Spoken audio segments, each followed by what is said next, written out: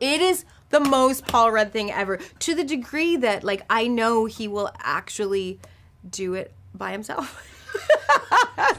I'm an Avenger. I've called the other Avengers. They all blur together after a while. Here's the first question. Is there an Avengers group text?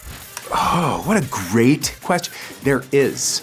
And it's gone on for years. I know I'm in one. There might be a couple of separate ones going on. I'm in one because we formed years ago a fantasy football league. And so some people have kind of come and gone. It's been like Chris Evans, Chris Pratt, Don Cheadle, Ryan Reynolds. There's a lot of texts, a lot. There's a lot of like little memes of 5-year-olds like getting, falling or doing, all that stuff that people pass around. We do the same thing. Can you tell me who's texting me? How would you describe the difference between this version of Kang and He Who Remains? He Who Remains rules the world in a bathrobe, essentially. And Kang the Conqueror, rules it in a football uniform. So that's the difference there. I mean, Kang is quite stoic. Kang is very... There's Kang. Yeah. And He Who Remains? That's the gambit! If you were forced to stay that way permanently, would you rather be super tiny or super huge? Super huge, because I would like people to know where I'm at. I don't want to get crunched. And I think I love the ocean and the sky and all those things. And I imagine that if you're that big, you could know them in a more intimate way, maybe. First thing I would do is probably take a bath in the ocean. That's what I would do. I would just, stomp around everywhere and probably dance. Get like a big dance party going. I think that'd be really easy to do. Maybe move buildings, make a sand castle out of my buildings. I think I'd rather be super tiny. I like the stealth aspect of being super tiny. Being privy to conversations you might not have been privy to otherwise. That's appealing, I think, to everyone. But also just in terms like if you're surviving in the quantum realm or here on Earth, it feels like the resources available to you would last longer if you're tiny. What would be the first thing you would do? Well, you'd have to just survive, right? You'd make sure you weren't gonna get stepped on, you'd stick close to the wall. And then you gotta find something to eat. I'd go to a restaurant, like a B or C grade restaurant where they're not gonna exterminate me immediately. I think super tiny because I don't like to stand out in a crowd. What would you do? I guess figure out where would I not get squashed. Yeah, look for crumbs. Look for, little itty bitty food, crumbs. Find other itty bitty friends. This isn't exactly ant science, is it? Would you rather be super tiny or super huge? Tiny. For sure. When you're very small, you could survive on one berry for a very long time. No hesitation on that answer. Yeah. I've been asked that question once or twice. But I have not been asked that question as many times as I've been asked, are you lost? Stop that. What is the funniest thing Paul did on set? What didn't he do? He didn't have to do anything, and I was giggling. It's the worst and the best thing in the world. It's the best feeling when you can't stop laughing, and the most annoying thing he did was he looked at me and he's like, whatever you do, don't laugh. And I just couldn't keep it together. Ruined the take. Ruined lots of takes that way. It wasn't fair. I ruined the moment, didn't I? I used to feel a little bad about it because I'm like, oh my God, I'm ruining the takes. Oh my God, this is gonna be so bad. I'm not even in character, I'm losing my character. And he looked at me and he's like, stop feeling bad, like don't feel bad. When you break in a scene, and the director felt the same way, it's because we're creating something. We're jamming, we're making something, and the audience is going to feel it. And when I watched the movie, I was like, oh my God, nobody knows that I was hysterically laughing, and it really works because it just adds a layer that's real. These movies, we film scenes for like a week long so they can get stale, and you have to learn how to keep it fresh. And I think laughing is the key to keeping life fresh. Oh yeah, no, that's what I was thinking. Paul Rudd is kind of always in pocket. Like he's always he's just a funny man. The improv that he can do in some very tense moments is pretty impressive. Pretty impressive. And the way his face looks sometimes when he takes a punch. Because you go whack, and his face was, his responses were really good. So that's pretty good, man.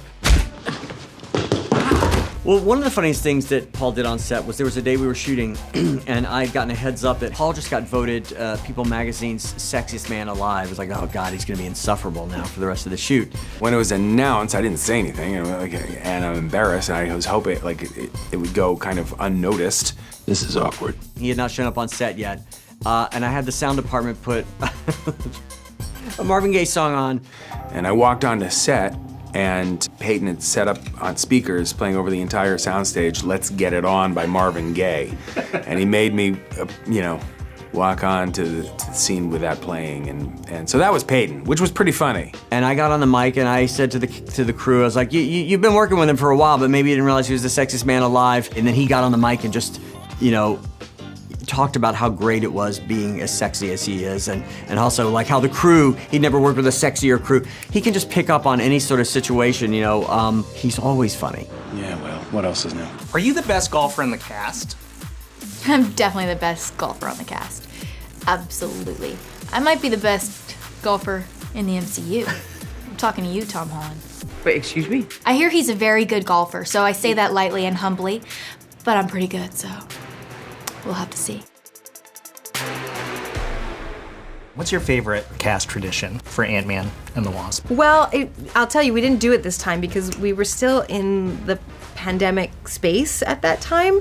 But on the first two films, we always went out and sung karaoke together, which I loved. It started out as me finding out that Paul was really into karaoke. I think him and Bobby Cannavale were going out to do it together, and I was like, I'm inviting myself. I want to come, even though I can't, that's not my jam. I'm not a big singer, but that just sounds like a blast, singing karaoke with Paul and Bobby, and so we did. Why does it seem like the most Paul Rudd thing ever? It is the most Paul Rudd thing ever, to the degree that, I know he will actually do it by himself. What was your go-to song and what was his go-to song? Mine was Dreams by the Cranberries. Seriously, dude, you should never karaoke that song. That is a hard song. It is impossible, but I love that song so much. So that means you're a really great singer? No, and that's the problem. That's why I should never karaoke that song. And I don't know what Paul's go-to was, but I do remember he did sing this one song, Sing All Your Cares Away. I was like, Paul, you're already really funny and charming and you're handsome. You don't need to add this insane serenade to the roster of all of your incredible talents. But he has an amazing voice and he sang the out of that song. Did you just compliment me? What do you do to get into the mindset of Kang? Lots of music. Anything from Bach to Beethoven to Notorious B.I.G. I love When You Come in Big Papa. A song I played all the time. In the trailer before I went out.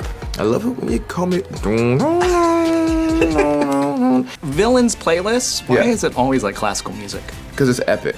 It's epic and it's quite complex. Classical music. There's layers to it. And it sounds really ominous. It actually scares everybody, so yeah. Now, Scott Lang's memoir is titled Look Out for the Little Guy. What would be the title of your personal memoir? Oh, wow. That's a heavy question. My personal memoir. Give me some time to think. That's the name of the book. That's the name of the book. Give me some time to think. Yeah. Being a director, time is a very important thing on the set. We got to get this. We're ahead of schedule. We're behind schedule. Time is such a thing, but you always have to have that thing of you can't answer every single question in the moment, and it's give me some time to think. Think big. Why is that? Because Cassie Lang gets really, really big and really small. So I would say think big and probably dedicated to my dad, the little guy. Jump tap. I know how to do it, Dad. A Stroll Through the Kingdom by Kang, the Conqueror, Esquire. Maybe he has a law degree now. I am Kang! The first thing that came to mind was She's Got Sting. That is so lame. It doesn't get lamer. Look Out for the Little Guy is way cooler, and Scott's kind of a bumbling fool sometimes. So if I couldn't do better than that, this is a bad sign. Wait, She's Got Sting is pretty good. Do you think so? I mean, top of your head? She's Got Sting. What? The Splendid and the Vile. Because it's just a great title, and it's a great book that already exists. Don't tell Eric Larson. I'd probably be sued. I'm a thief. Besides Scott Lang, what's your favorite Paul Rudd character? Romeo and Juliet. He plays the kind of douchey fiance of Juliet. Do you remember that? Why would you pick this character as your favorite? He's so good at being that like dorky, douchey, kind of like enthusiastic guy. I mean, Clueless was my first ever like, who's that guy? Paul Rudd movie. But I don't know why, the Romeo and Juliet, the Baz Luhrmann just stood out for me. I mean, maybe it's his costume. It's absurd. Will you now deny to dance? I love Paul Rudd and I love E-Man and I love him in Forgetting Sarah Marshall. You sound like you're from London. That's my favorite. Does he know that you love that movie? Yes, he knows. I played it pretty cool though. I told him that I loved like a YouTube video of him and Jason Segel. You know, they're doing press together. That's one of my favorite YouTube videos, like a happy place, you know. I like to watch stuff that makes me laugh. Slap at that bass, man! The Shrink Next Door, I love that show. I liked how he was kind of mean in it. You know what I mean? He's a baddie. He was a baddie in that, you know, and I like that. When someone questions my good character, it hurts. It reminds you that, you know, him being charming and nice and open-hearted is a choice, because he could turn it on. You know, in that whole show, he's on. And yeah, he's just fast too. His alacrity of language and social skills is just quite impressive. Are you trying to take advantage of him? No. Sounds like you are. Do you really want to be that kind of person? Man, there are a lot to choose from. When you go back and look at Paul's filmography, it's incredible. I love Paul in Clueless. I mean, it's just like, you know, who doesn't? Stop it, you're making me blush. And one of the exciting things about the movie is our cinematographer, Bill Pope, who shot Quantumania, who's a genius cinematographer. You know, he shot The Matrix and Sam Raimi's Spider-Man movies and, you know, so many other things. In 1 year, he shot The Matrix and the Freaks and Geeks pilot. But Bill Pope was the cinematographer on Clueless. So he and Paul had worked together in whatever that was, 1995, and again on Quantumania. So it was kind of a joy to bring those two together again and see how they both had grown in their separate careers. And I'm sure he can attest, Paul Rudd is ageless. Ageless. He lit him the exact same way. You're funny. What roles from each other's career do you admire the most? I love Scarface. I love the Baker Boys. Love the picture he did with Jack. Witches of Eastwood. Witches of Eastwood was a really treat. Thank you, I think. I mean, what keeps coming to mind is Fatal Attraction. Yeah. It was a really powerful performance. You know, just a guy who messed up, got seduced, and ooh. I mean, the whole thing was so terrifying, psychologically terrifying. And you know, you could put yourself in his place. And I think it was a cautionary tale for a lot of people. I think it was, you did a good thing. You did a good thing Thank you. for the world. Thank you, Michelle. In the span of just a couple of months, fans will have seen you fly planes, box, bodybuild, and battle Earth's strongest heroes. What was the most challenging? Oh, probably the bodybuilding, because there's a lot of private work there. You know, the acting is, and the character building, there's people there. You know, you're working with people, you've got your process, but the bodybuilding, you couldn't fake it. You know, like you just had to eat them. Look, I mean, you can tell there's food beside me, because now my appetite's always it's crazy. Yeah, the eating and the training and eating and the training, and yeah, that was very, very, very rewarding. Yeah. You have a collection of hotel slippers. Is this true? I really do collect hotel slippers. I have for many years. And the reason is, like, you want to put on slippers, but I started thinking, slippers, are they gross? Do you want to hold on to slippers and wear them for a long time? I don't think you do. So I like to collect hotel slippers wherever I go. I'll wear them for a few days, and then I chuck them.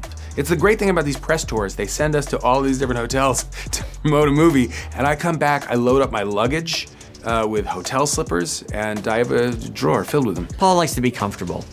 Paul likes to travel in style. That's the big secret about Paul Rudd, is he's a diva. So if Paul demands hotel slippers, then he's gonna get them. You know how that is.